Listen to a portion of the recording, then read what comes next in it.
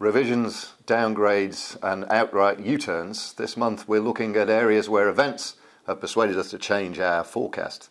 From Teflon Trump to the outlook for the global economy itself. I'm joined once again this month by Mike Jakeman from our global forecasting team. Mike, Trump won big in Nevada. It's set fair for a good performance on Super Tuesday. What's our forecast now for the Republican nomination, and what are the implications for November? Well, we've changed our outlook significantly. I think it's fair to say this has been a pretty extraordinary race so far. We were originally saying that Marco Rubio would be the Republican nominee. We now think it's going to be Donald Trump. Our reasons for changing the forecast are mostly because Trump has performed strongly so far. He's won 3 out of 4 states comfortably. And as you said, he's leading in the polls for 10 of the 13 that are voting on Super Tuesday. The electoral maths are looking very poor for Rubio and also for Ted Cruz, who's the other conceivable Republican nominee. There's a really sort of interesting, almost kind of game theory situation going on, whereby if you put either Ted Cruz or Marco Rubio against Donald Trump on a one-to-one race, they would probably beat him. But the trouble is that whilst either man stays in the race, Trump is essentially going to sort of split the vote. But neither Rubio nor Cruz have got a good enough reason to quit. Either one of them will hope that they can get the support behind them that they might need, however unlikely that looks. They both still have their home state to come. Ted Cruz's Texas is part of Super Tuesday. Marco Rubio's Florida is a bit later. And the idea that they might win big in their own state, each of which carries a lot of delegates, gives them another reason to hang on. Another potential reason is 2020. Both of these men are young and relatively at the beginning of their potential careers. So neither would want to drop out to benefit the other, bearing in mind they could well be facing off against each other in 4 years' time. So the fact that both will stay in for as long as they possibly can will benefit one man, and that's Donald Trump. Okay, and thoughts about November, where we're going to be in the election itself? Well, we haven't changed our forecast that Hillary Clinton is still going to be the Democratic nominee and is going to win the presidency. Okay. And I think that Donald Trump is probably a more comfortable opponent for her than Rubio. Rubio would have been potentially quite awkward. He's the opposite of Clinton in many ways that she would have found difficult to overcome. But okay. Trump is widely disliked. So let's take it that we have a Clinton in the White House, not for the first time. Yep. What do you expect to be the key challenges that would face a Clinton White House on the domestic front and internationally? Economically, the US is doing well, perhaps not as well as we were thinking it was going to be doing a couple of months ago. We'll come on to that. Nonetheless, it'll be striking the state of the economy that Hillary Clinton inherits compared to that of Barack Obama. Obama, of course, took on the economy just as the global financial crisis was at its peak, or as its trough, as you prefer, whereas Clinton's inheriting an economy that's been recovering for 8 years. We think that the business cycle is going to turn at some point in the next presidential term. So whoever the president is, most likely Clinton, will have to face rising unemployment again and probably a mild recession. So their challenge will be to make sure that the economy rides that out as strongly as it possibly can. Politically, I think there's going to be plenty of work to be done on the major foreign policy shifts that Obama is trying to push through before his term runs out. So particularly on reintegrating Iran into the global economy and normalizing relations with Cuba. Neither of those things are going to be finished by November. So work to be done in making sure that a Republican-dominated Congress doesn't undo that work. So plenty to be done. I mean, of course, if Trump was to win, we'd be looking at a very different situation. But if Clinton wins, it's going to be a continuation of Obama's work, and also making sure that the economy stays on the rails as far as possible.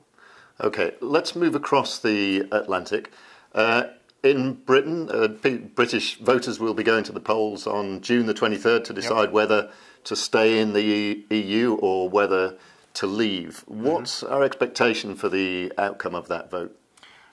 Briefly, we think that the UK is going to vote to stay in the EU. The main reasons for that are status quo bias. Generally, referendums are rejected because unless the situation is truly desperate, people prefer what they know than the devil they don't, perhaps. I also think that the role of David Cameron is going to be quite important. I think the election last year showed that British people tend to trust him on most things, and he is going to be campaigning vociferously for the UK to stay in.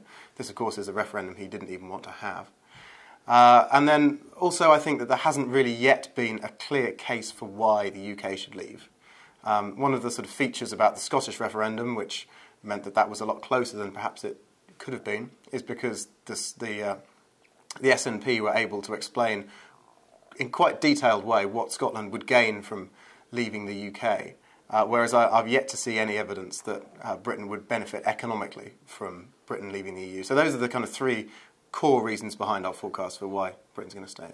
Okay, I just want to raise one sort of intriguing, fairly new possibility. We've got Boris Johnson now, Mayor of London, coming in on the exit side, but I think there's a nuance to his campaign, which is the suggestion that maybe we could vote out to get a grittier negotiation on actually staying in or coming back in. So it's like a third way between out and in.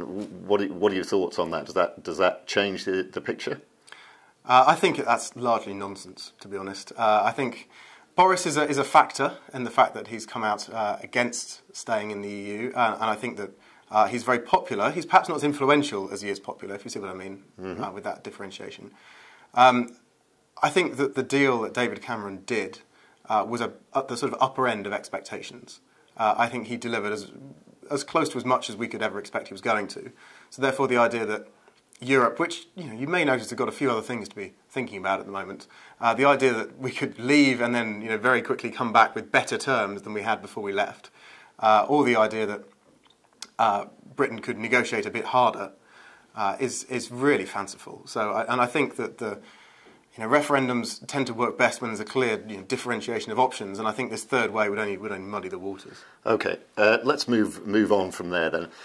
Let's look beyond the election itself. Let's not assume an outcome. So think about either an in or an out. What are the implications here for the British economy, but perhaps more interestingly, for the cohesion of Europe in the wake of the vote, whatever the outcome? Okay, well, let's deal with the outside first. For Britain, we would see immediate depreciation of the pound. We saw already just the suggestion that this might be more likely, saw the pound weaken to 7-year lows against the dollar. The UK's investment outlook would be significantly worse in the short and the long term. And then the real detail about the sort of economic forecast depends a lot on the actual negotiations that Britain is able to make with the EU.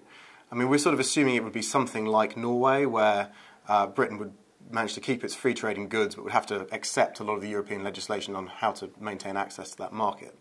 And that's really the biggest reason not to leave, because you end up having to obey lots of legislation, but not having any influence on how that legislation is set.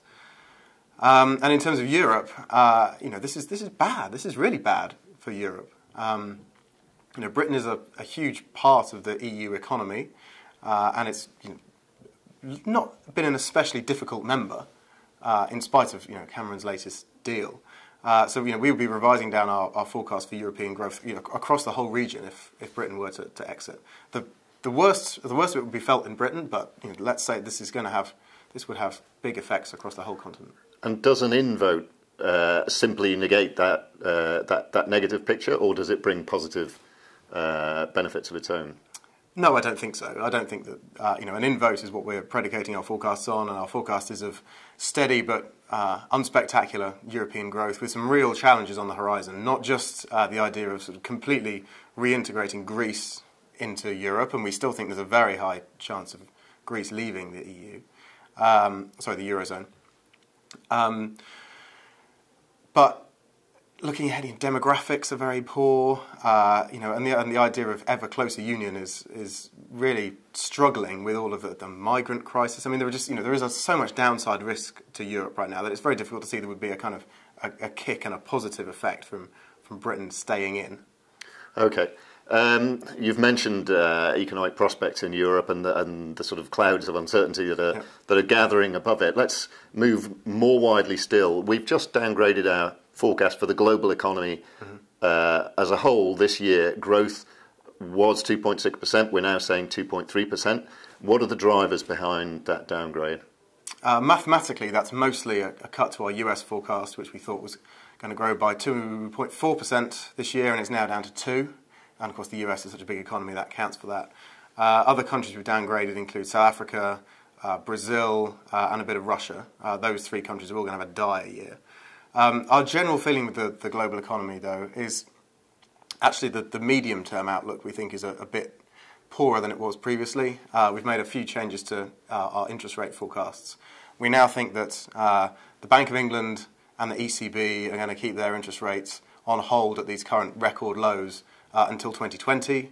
We expect no tightening from the Bank of Japan at all, and we've got a slightly flatter profile of Fed increases in the US than before. And that's basically our view that developed economies are really struggling to encourage demand growth and inflation. It's just none of these economies are going to be strong enough to support a series of interest rate rises in the next 5 years, which means we're going to have below trend and pretty uninspiring global growth in the period to 2020. Super. Thank you very much, Mike. That's it for this month's review of the global outlook. Please join us again next month when we'll be going over this picture again. Thank you.